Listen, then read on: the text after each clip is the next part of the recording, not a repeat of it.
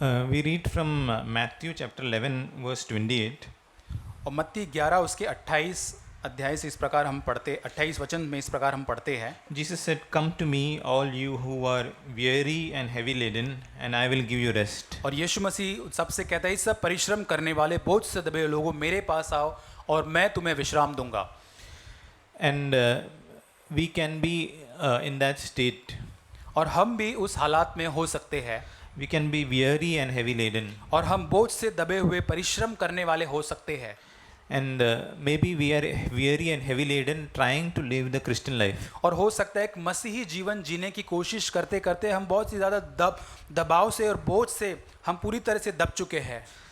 And only if we have come to that state, then we can come to Jesus. और जब हम ये स्तर पर आएंगे तभी हम यीशु मसीह के पास आ सकते हैं। If we are not come to that state, we will not come to Jesus. और यदि आप इस हालात इस स्तर पर नहीं आए हो तो आप यीशु के पास नहीं आ सकते। Then we'll have to wait till we are weary and heavy laden. और तब तक हमें राह देखना पड़ेगा जब तक कि हम बोझ से दब नहीं जाते।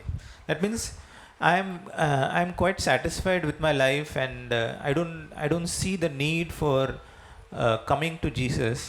और इसका मतलब कि मैं अपने स्वयं के जीवन से बहुत ही संतुष्ट हूँ, मुझे यीशु मसीह के पास आने की ज़रूरत महसूस नहीं होती है। Then I will not come to him in a sense of need. और तब मैं एक ज़रूरत के साथ होकर यीशु के पास नहीं आऊँगा। I will come to him just very casually. और मैं बहुत ही साधारण रूप से हल्के से यीशु के पास आऊँगा। I will not come like the deer panting for the water. और मैं उस हिरण के समान जो पानी की लालसा करता है उस प्रकार मैं यीशु के पास नहीं आऊँगा। So I was just seeing my own life that there is a lack of sense of need in my own life. मैं अपने जीवन को देख रहा था कि मेरे स्वयं के जीवन के अंदर एक ज़रूरत की यीशु की ज़रूरत का होनी चाहिए, उसकी कमी मेरे जीवन में देख रहा था। It is not because I am living before the Father who sees in secret. और क्योंकि इसलिए नहीं, क्योंकि वो पिता जो मेरे जीवन को गुप्त में देखता है। If I don't live before that Father, I will not recognize my need. और यदि इस प्रकार का जीवन उस पिता के सम्मुख में नहीं जीता हूँ तो मेरी ज़रूरत को मैं नहीं जान पाऊंगा। I will not recognize my need if I am just living before man. और यदि मैं मनुष्य के सामने ही जीवन जीता हूँ तो मैं अपनी ज़रूरत को नहीं पहचान पाऊंगा। And only when I am aware of my own need and my inner sinfulness in my inside, then only I will come to him. और यदि मैं अपनी स्वयं की ज़रूरत को जान पाऊंगा, मेरे भीतर जो पाप का स्वभाव उसको जान पाऊंगा, महसूस कर पाऊंगा, तभी मैं यीशु के पास आ सकता हूँ। In Revelation chapter 3, प्रकाशित वाक्य उसका 3 अध्याय in verses 1 to 3, और उसका 1 से 3 वचन, it says, to the angel of the church in Sardis write, it says, I know your deeds, that you have a name, that you are alive but you are dead.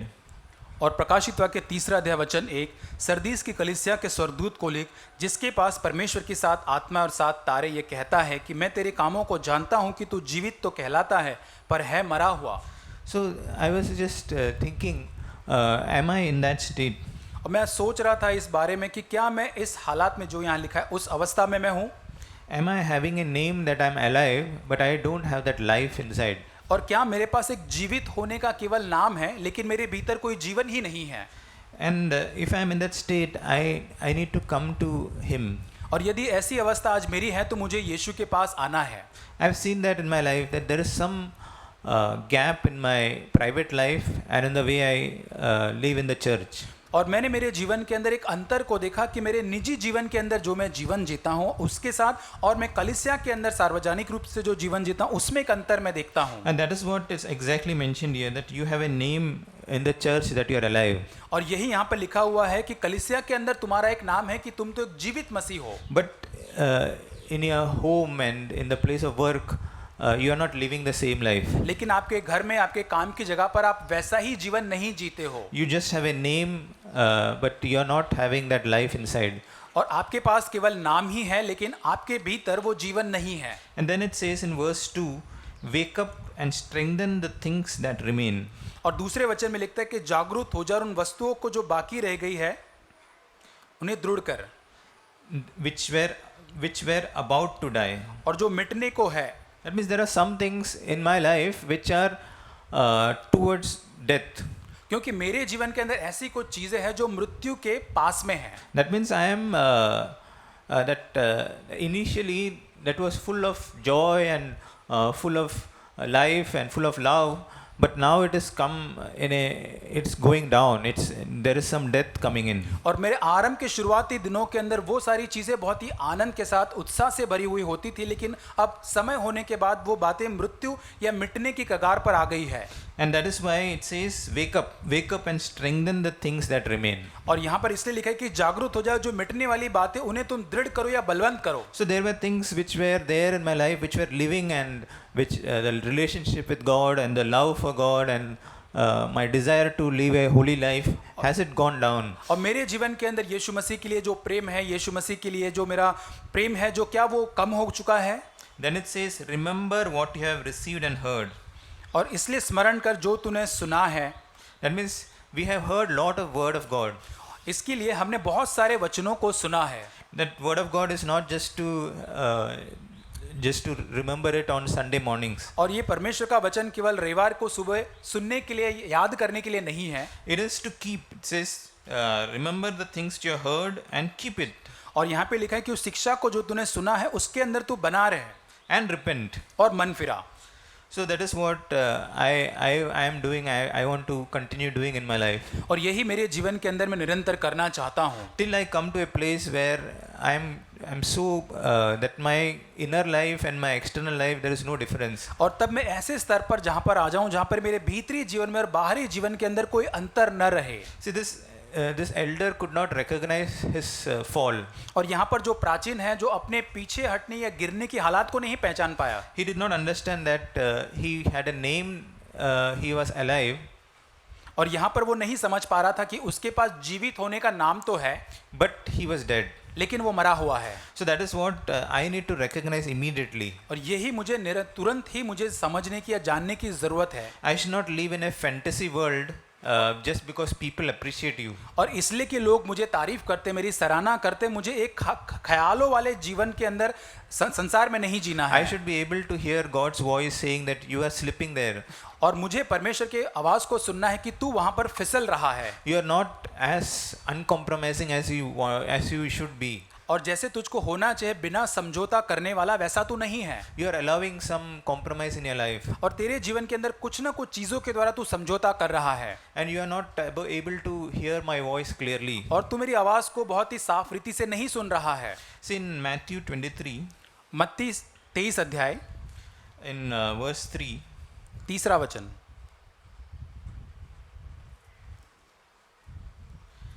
it says about the first thing about Jesus said about the Pharisees. और फरीसी के बारे में जो यीशु मसीह ने कहा, He says in verse 3, the end part, for they say things and do not do them. और वहाँ पे अंतिम भाग में लिखे, क्योंकि वे कहते तो है पर करते नहीं है. So that is what Jesus was emphasizing when he said about the Pharisees. और यीशु मसीह जब फरीसी के बारे में कह रहा था, इसी बात पर वो जोर दे रहा था. That means I can say some very high standard, but my life is not matching to it. और हो सकता है कि मैं एक बहुत ही उच्च स्तरीय के शब्दों के साथ बात करता हूँ, लेकिन मेरा जीवन उसके साथ नहीं जोड़ पा रहा हूँ मैं. And I can judge people saying that I know this, but my life inside, my heart is not true. मैं लोगों का न्याय कर सकता हूँ ये जानकारी रखते हुए, लेकिन मेरा हृदय मेरे भीतर सही नहीं है. So do I need to become little different on a Sunday morning? और क्या मुझे रविवार को यहाँ पर सुबह आके बहुत ही अलग प्रकार का व्यक्ति बन जाना है? Or can I be the same person on Sunday as I am rest of the week? और क्या हो सकता है कि पिछले सप्ताह जो भी मैं व्यक्ति बना रहा हूँ, रविवार को वही व्यक्ति मैं यहाँ पर बना रह सकता हूँ? And am I, the way I speak, is it different on a Sunday than the rest of the week? और क्या रविवार को जिस प्रकार मेरे शब्दों से मैं बात करता हूँ, क्या सप्ताह के दूसरे दिनों से क्या वो अलग होता है? And the things I'm interested in, is it different on a Sunday and the rest of the week? और क्या रविवार को जो मैं चीज़ों में रुचि रखता हूँ, क्या वो चीज़ें सप्ताह में जो चीज़ें होती उससे अलग थी? So these are the things which I am myself struggling with, and God was speaking to me. और यही सारी बातें जो मैं स्वयं संघर्ष कर रहा हूँ, प्रभु इन बातों से मुझसे बात कर रहा था. So we have a strong temptation to seek honor of man in our lives. और हमारे अंदर बहुत ही एक बड़ा प्रलोभन, सख्त बहुत ही मजबूत प्रलोभन होता है कि हम लोगों की सराहना या आदर को पाए. But the first step to all progress or coming back is to honestly acknowledge our condition. लेकिन बहुत पहला कदम परमेश्वर के पास आने का वो ईमानदारी से अपनी हालत को पहचान लेना है. Recognizing that we have a need and we are in a place of desperate need. और हमें इस बात को जान लेना है कि मेरे जीवन में ज़रूरत है, बहुत ही तीव्र आवश्यकता के स्थान पर मैं हूँ। Because Jesus said that unless you are sick, you don't need a doctor. क्योंकि यीशु ने कहा जब तक कि तुम बीमार नहीं हो तो तुम्हें एक चिकित्सक या डॉक्टर की ज़रूरत नहीं है। Because those Pharisees did not recognize their need. क्योंकि यहाँ पर फरीसी लोग अपने जीवन की ज़रूरत को नहीं जान पाते थे। And that is why Jesus said in Matthew chapter 5, और इसलिए यीशु ने मत्ती 5 में कहा, in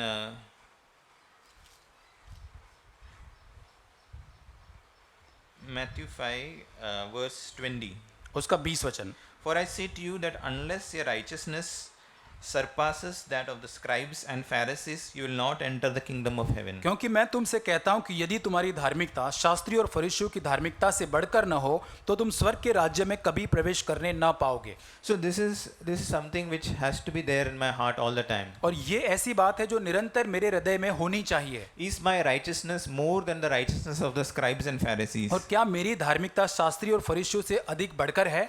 So the righteousness of scribes and Pharisees was just an external life they were living. और फरीसी और शास्त्रियों की धार्मिकता जो थी वो केवल बाहरी जीवन जो वो जीते थे वो ही था। They were not bothered about what their thoughts are. और उनको कोई फर्क नहीं पड़ता था कि उनके विचार कैसे हैं। They were not bothered about what their heart condition is. उनके हृदय की हालात कैसे, उससे कोई फर्क उन्हें नहीं पड़ता था। They just had an external life where they kept all the law. और केवल उनका एक बाहरी दिखाने वाला जीवन था जहां पर हर एक व्यवस्था या नियम को वो रखते थे। So Jesus explained that in verse 21. और इसलिए 21 में यीशु कहता है, You shall not, you have heard that the ancients were told you shall not commit murder. और तुम सुन चुके हो कि पूर्व काल के लोगों से कहा गया कि हत्या न करना, And whoever commits murder shall be liable to the court. और जो कोई हत्या करेगा वह कचहरी में दंड के योग्य होगा। But I say to you that everyone who is angry with his brother shall be guilty before the court. परंतु मैं तुमसे कहता हूं कि जो कोई अपने भाई पर क्रोध करेगा वह कचहरी में दंड पाने के योग्य होगा। So Jesus was saying that in the old covenant, if you committed murder, you will be guilty. और यीशु कह रहा था कि पुराने नियम के यदि तुम हत्या करते हो तो तुम दंड पाने के योग्य ठहरते हो। But now if you get angry, you are guilty. लेकिन अब यदि नए नियम के अंदर तुम यदि क्रोधित होते हो तो तुम दंड के योग्य हो। So am I aware of that? और क्या मैं इसको जान पाता हूँ? Am I aware that if I get angry on someone, I am guilty? और क्या मैं इस बात की जानकारी रखता हूं कि यदि मैं किसी पर क्रोध करता हूं तो मैं वहां पर अपराधी ठहरता हूं? Sometimes we are not even aware of that. और कई बार इसको हम जानकारी भी नहीं रखते हैं। Or we are quite happy that the anger is just inside my heart. और कई बार हम इससे बहुत ही आनंदित होते हैं कि मेरा जो क्रोध है केवल मेरे हृदय की गहराई में है। Nobody knew about my anger. कोई बाहर से भी इस क्रोध को नहीं जानता है। So that is why Jesus said you have to pursue a righteousness which is above the scribes and the Pharisees. और इसीलिए यीशु कहता है कि तुम्हें उस धार्मिकता की खोज करना है जो शास्त्री और फरीसियों से बढ़कर है। In verse 27, Jesus said, you have heard, it was said, you shall not commit adultery. 27 वचन में यीशु कहता है तुम सुन चुके हो कि व्यभिचार न करना। But I say to you that everyone who looks at a woman with lust for her has already committed adultery with her in his heart. परंतु मैं तुमसे कहता हूँ जो कोई किसी स्त्री पर कुदृष्टि डाले वह अपने मन में उससे व्यभिचार कर चुका है। So these are things we need to take very seriously in our hearts. और ये सारी चीजें हमारे हृदय के अंदर हमें बड़ी गंभीरता से लेना है। Or we can have a hypocritical life and we will just be satisfied with that. और नहीं तो हमारा जीवन एक पाखंड से भरा हुआ होगा और हम उससे संतुष्ट भी होंगे। And when we stand before God on the final day, और अंतिम दिन पे जब यीशु परमेश्वर के सामने खड़े होंगे, in Matthew 7, मत्ती 7 verse 23, we read that, and I will declare to them, I never knew you, depart from me, you who practice lawlessness. और मत्ती 7:23 तब मैं उनसे खुलकर कह दूंगा कि मैंने तुमको कभी नहीं जाना है, कुकर्म करने वालों मेरे पास से चले जाओ। So why they had to hear that? और क्यों उनको ये सुनना पड़ा? Because they were not concerned about sin in their life. क्योंकि वो अपने जीवन के अंदर पाप के बारे में कोई ख्याल या चिंता नहीं करते थे। They were not bothered that they are sinning in their private life. और उनको कोई फर्क नहीं पड़ता था कि उनके व्यक्तिगत निजी जीवन के अंदर वो पाप करते थे। They are just happy that they are doing so many things. और बहुत ही आनंदित थे कि वो बहुत सारी चीजें गतिविधियां कर रहे हैं। In John chapter 12, यूहन्ना 12 अध्याय verse 43, it says, 43 वचन,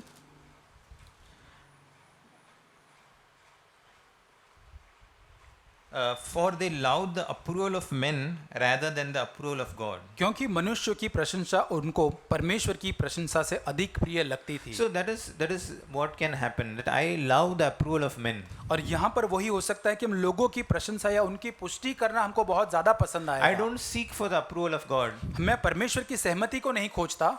So one example I can give is I'm too eager to do some work in the church. और एक उदाहरण के रूप में बहुत ही मैं आतुर होता हूँ, बहुत ही तीव्र इच्छा रखता हूँ कुछ ना कुछ काम करने के लिए कलीसिया के अंदर। But at the same time when some help is required at home, लेकिन उसी समय यदि घर के अंदर किसी सहायता की जरूरत होती है I'm not too eager to help my wife. तो मैं अपनी पत्नी को सहायता करने के लिए उतनी ही तीव्रता के साथ सहायता नहीं करता। That means I'm seeking approval of men because in the church I'll get honor. और क्योंकि इसका मतलब मैं मनुष्य से प्रशंसा पाने की खोज करता हूँ, कलीसिया में मुझे आदर मिलता है। But at the same time if I do something at home I will not get any honor. और उसके साथ साथ घर में यदि कुछ काम मैं हाथ बटाता हूँ तो उसमें मुझे कोई आदर नहीं मिलता है। So I'm not too eager to do that. तो इसलिए मैं वो ज्यादा इच्छा के साथ नहीं करना चाहता घर पर। There are other examples also. I don't want to condemn anyone. और मैं यहाँ पर और भी ऐसे उदाहरण है, मैं किसी को दंड की भावना नहीं दिलाना चाहता। So these are things which are there in my life and I am sharing. और ये मेरे जीवन के अंदर ये सारी बातें हैं और मैं इसको मेरे जीवन से बांट रहा हूँ। I am not pointing fingers at anyone. और किसी की ओर मैं उंगली नहीं उठा रहा। There can be eagerness to share in the church. और हो सकता है कलीसिया के अंदर वचन बांटने की एक बहुत ही तीव्र इच्छा हो सकती है। But at the same time there is no eagerness to fellowship in the family. और उसके साथ साथ कोई तीव्र इच्छा नहीं है, आतुरता नहीं है कि परिवार के अंदर हम संगति को बनाए रखें। To share the word among my children and my wife and to develop that there is no eagerness. और उसके साथ साथ मेरे बच्चों को, पत्नी को वचन बढ़ाते हुए, उनको प्रोत्साहित करते हुए उनको उन्नति करवाने के अंदर मेरी कोई रुचि नहीं है। So that shows that I am just interested in getting honor from people. और ये दिखाता है कि मैं लोगों से ही केवल आदर मान सम्मान पाने के लिए इच्छा रखता There are हूँ। many such areas like we can pray, we can be interested in praying in the church. और हो सकता है ऐसे बहुत सारे क्षेत्र हो सकते हैं, कलीसिया के अंदर प्रार्थना करने में हम ज्यादा रुचि रख सकते हैं। But when it comes to spending time alone with God and seeking Him, there is not so much eagerness. और उसी के साथ परमेश्वर को एक व्यक्तिगत रूप से उसको खोजना, प्रार्थना करने में मुझे कोई रुचि नहीं होती है। In 2 Timothy chapter 3, दूसरा तीमुथियुस उसका तीसरा अध्याय verse 5 to 7 we can just read. 5 से 7 It says, holding to a form of godliness, although they have denied its power. वे भक्ति का भेष तो धरेंगे पर उसकी शक्ति को न मानेंगे।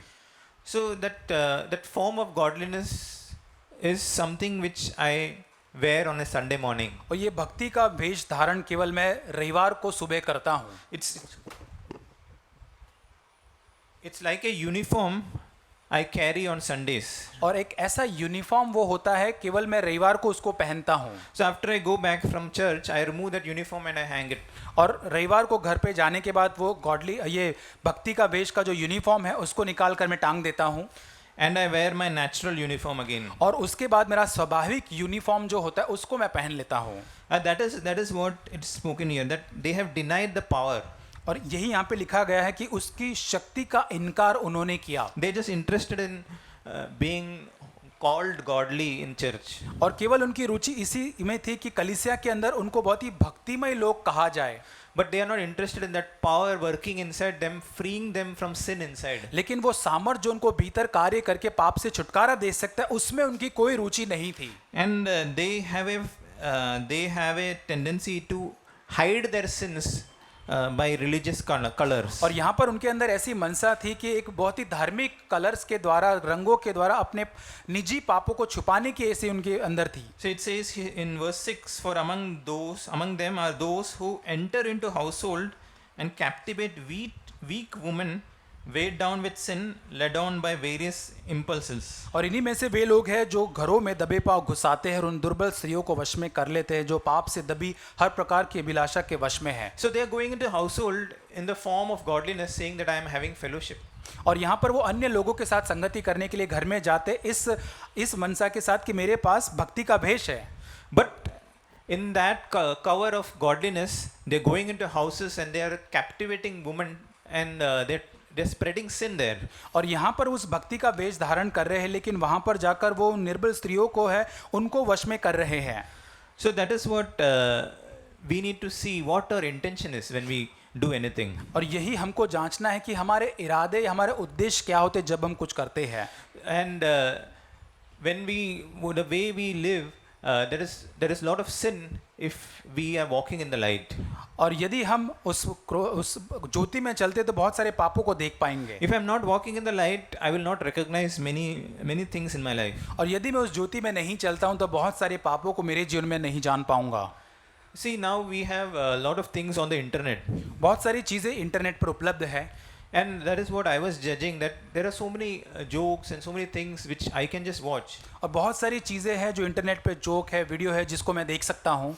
And it has a tendency to pollute us. और इसमें एक स्वभाव होता है कि वो हमको दूषित कर सकता है ये बातें। And it can take away the desire for reading God's word and spending time with Him. और परमेश्वर का वचन पढ़ने, उसके साथ समय बिताने की जो इच्छा है वो दूर कर देगा हमारे अंदर से। And it can replace my affection to God. और वो मेरे जीवन के अंदर परमेश्वर से जो उसके साथ जो लगाव होना चाहिए उसको वो पूरी तरह से दूर कर देगा। It says in 2 Timothy chapter 3. दूसरा तीमुथियुस तीसरा अध्याय। Before that verse we read, it says, lovers of pleasure rather than lovers of God.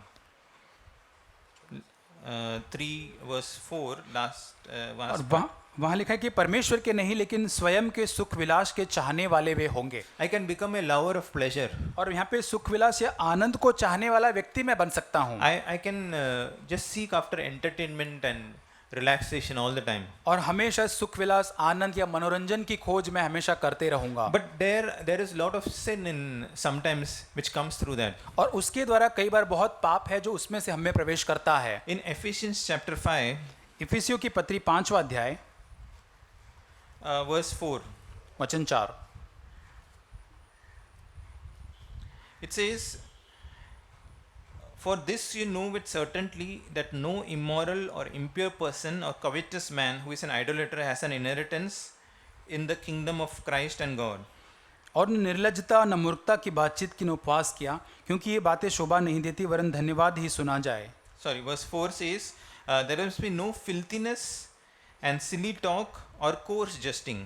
और न निर्लज्जता की बातें, न मूर्खता की बातें, न उपहास की बातें तुम में पाई जाए। So the talks which I watch, is there some filthiness in that? और जिस प्रकार के वार्तालाप जब मैं देखता हूँ, क्या उसमें कोई निर्लज्जता की या मूर्खता की बातें पाई जाती है? Is there coarse jesting? Is there a lot of joking which is not so pure? और यहाँ पर इतना सारा उपवास है, मजाक है जो शायद इतना शुद्ध नहीं है। And these are the things that can come and we can just watch and it can take us away from God. और ये सारी चीजें हम देखते जाएंगे, ये बातें परमेश्वर से हमें दूर कर सकती है। And we can wonder why am I not progressing? और हम सोच सकते हैं कि क्यों मैं उन्नति नहीं कर रहा हूँ। And that is what I want to take seriously and take steps to cut off from my life. और यही मैं गंभीरता से लेना चाहता हूँ और इन चीजों को मेरे जीवन से अंदर काट कर दूर करना चाहता हूँ। In Revelation chapter 3, प्रकाशित वाक्य 3रा अध्याय, there is one more church which is the church of Laodicea. और लौदीकिया की कलीसिया के बारे में लिखा है। In verse 15 it says, I know your deeds that you are neither cold nor hot. 15 वचन में लिखा है लौदीकिया की कलीसिया के बारे में, तेरे कामों को जानता हूँ कि तू न ठंडा और न गर्म है।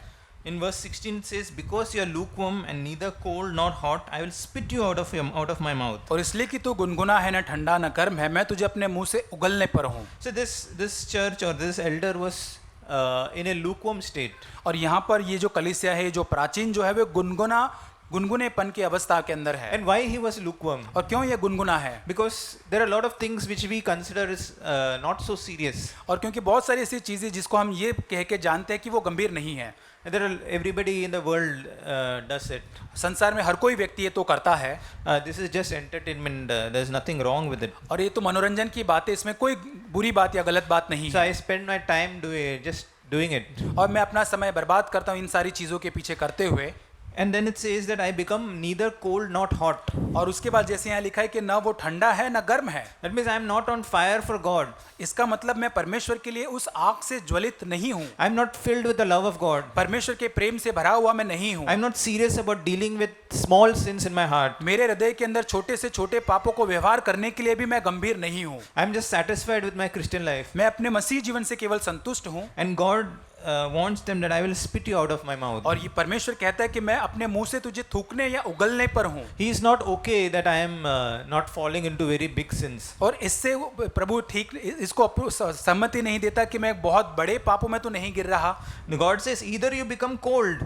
यह परमेश्वर कहता है या तो तू पूरी तरह से ठंडा हो जा, That means you backslide and totally fall into sin. और पूरी तरह से पीछे हट जाओ और पूरी तरह से संसार में पूरी तरह से चले जाओ, Or you be in fire for God. और नहीं तो उसकी विपरीत पूरी तरह से परमेश्वर के लिए आग से भर जाओ। Because if I am lukewarm, यदि मैं गुनगुना हूँ there is a greater danger. तो उसके लिए बहुत बड़ा खतरा है। Because if I fall into some big sin, I will immediately repent and come to God. क्योंकि मैं एक बड़े पाप में यदि गिरता हूं तो तुरंत ही मन फिराकर परमेश्वर के पास आ सकता हूं। But if I am lukewarm, I will say that everything is okay with me and I will sit in that state. और यदि मैं गुनगुना हूं तो मैं सोचूंगा सब कुछ बहुत बेहतर अच्छा और उसी अवस्था के अंदर बैठा रहूंगा।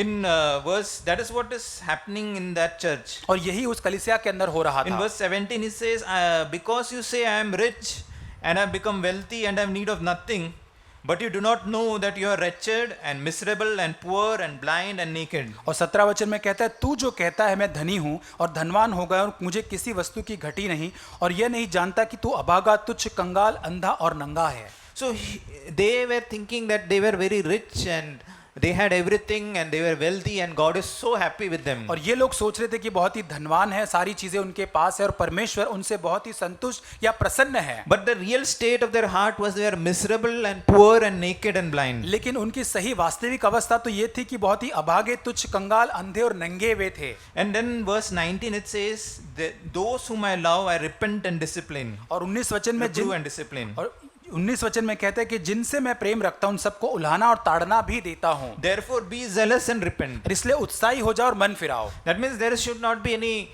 half-hearted repentance. और इसका मतलब एक अर्ध हृदय से मन फिराना नहीं होना चाहिए। If I have to throw out something, I will throw it out. यदि मुझे कुछ फेंकना है निकाल कर उसको पूरी तरह से दूर करना है। If I have to cast out, pluck out my eye, as Jesus said, I will pluck it out. और यदि मेरी आंख को पूरी तरह से बाहर निकालना है तो उसको मुझे करना है इस प्रकार। That means in practical terms, if I have to stop watching something, I will stop it. और व्यवहारिक रूप से इसका मतलब कि कुछ चीजें मुझे देखना बंद करना है तो उसको तुरंत ही वहां पर बंद करना है। If something is making me cold in my love, I will totally cut it off. और यदि मेरे प्रेम को कोई चीज ठंडी कर रही तो मुझे तुरंत ही वहां पे उसको काट देना है, दूर करना है। I will not say that, oh, it is not a sin, it is not, whether it is a sin or not, but is it driving me away from God? और मुझे ये कहना नहीं कि अरे ये तो पाप है या नहीं है, लेकिन ये चीज है कि क्या मुझे परमेश्वर की ओर से ये दूर कर रहा है। Because there is only one life I have to live and I have to live completely for Him. एक ही जीवन मुझे दिया गया और वो केवल पूरी तरह से मुझे परमेश्वर के लिए जीवन जीना Therefore I है। have to be zealous and repent. और इसलिए मुझे उत्साही होना और मन फिराना है। Let my repentance be full. और मेरा मन फिराना पूर्ण और पूरी तरह से संपूर्ण हो। Let it not be a half-hearted turning. और आधे हृदय का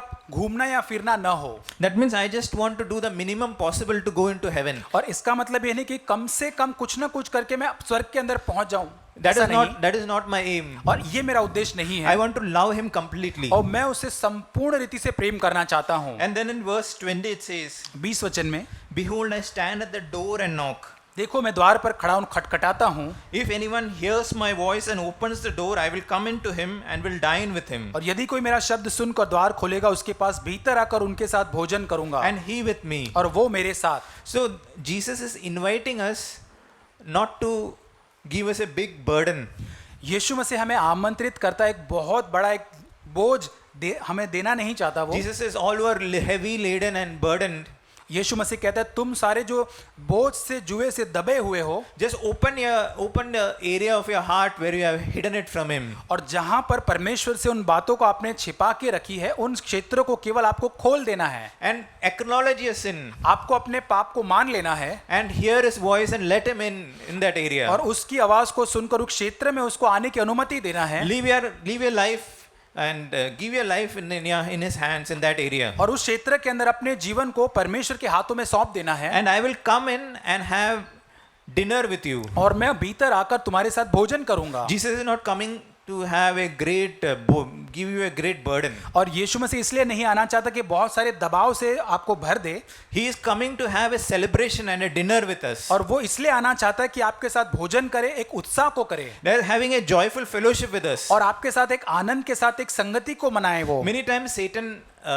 paints a picture that Jesus is coming to have take all the joy from our life. और कई बार शैतान हमारे सामने इस गलत चित्र को डालने की कोशिश करता है कि यीशु इसलिए आना चाहता है हमारे जीवन में ताकि सारे आनंद को हमारे जीवन से दूर कर दे। But it is that sin that robs us of the joy. और क्योंकि वो पाप ही है जो हमारे जीवन से वो आनंद को पूरी तरह से वो लूट लेता है। And it is the world and all the things of the world that can rob away the love of God from our hearts. और वो संसार और संसार की बातें जो है हमारे भीतर से परमेश्वर के प्रेम को पूरी तरह से दूर कर देता है। So that's why Jesus said, come and I will have a dinner with you. और इसलिए यीशु कहता है तुम मेरे पास और मैं तुम्हारे साथ भोजन करूंगा। And he will have dinner with us and we with him. और हम एक दूसरे के साथ भोजन करेंगे। And that is talks about a fellowship of joy. और यहाँ पर एक आनंद की संगति के बारे में वो वर्णन करता See, when है। that prodigal son came to his father, जब उड़ाऊ पुत्र पिता के पास आया, the father did not give him a list of 100 rules that he has to keep when he comes to the house. और पिता ने उसको 100 सूची या बहुत सारे ऐसे पॉइंट नहीं दे दिए कि घर में आने के बाद ये सारी चीजें तुम्हें करनी है।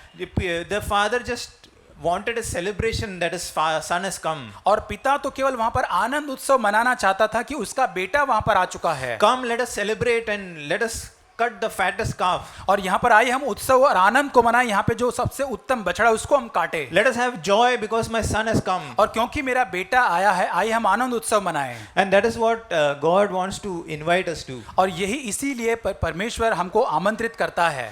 And then in verse 21 I think it talks about overcoming. और 21 वचन में उसके बाद वो जय पाने के बारे में बात करता है। Just read that and we'll close. और उसके बाद इसको पढ़ के हम अंत करेंगे। It says, he who overcomes I will grant to sit down with me on my throne, as I also overcame and sat down with my father on his throne. और जो जय पाए मैं उसके साथ अपने सिंहासन पर बैठाऊंगा, जैसा मैं भी जय पाकर अपने पिता के साथ उसके सिंहासन पर बैठ गया। So before I become an overcomer, इसके पहले कि मैं जयवंत बनूं, God wants to have fellowship with me. परमेश्वर मेरे साथ संगति करना चाहता है। God does not want me to be first interested in overcoming. सबसे पहले परमेश्वर मेरे जीवन के अंदर मुझे जयवंत बनाने में रुचि नहीं रखता। First I have to have dinner with him. सबसे पहले मुझे परमेश्वर के साथ भोजन करना I है। have to talk to him and he will talk to me. मुझे परमेश्वर से बात करनी और परमेश्वर मुझसे बात करेगा। I have to, like we sang in that song, I have to come to him and pour out all the temptation and struggles before him. और उसके सामने आकर हमारे सारे प्रलोभनों को, सारी हृदय में पाई जाने वाली बातों को उंडेल देना है। There is nothing we need to hide from him. और ऐसी कोई बात नहीं जिसको हम परमेश्वर से छुपा सके। And that is why Jesus wants us to have a dinner with him. और उस प्रकार यीशु मसीह हमारे साथ एक भोजन करना चाहता है। And that is how we can be in the joy of the Lord. और इसी प्रकार हम परमेश्वर के आनंद में आ सकते हैं। Assurance that all our sins have been और एक forgiven. निश्चय हमें होता है कि हमारे सारे पाप माफ हो चुके हैं। And he will then lead us to victory. और तब उसके बाद वो हमें उस जय के अंदर अगुवाई करेगा। Amen. आमीन।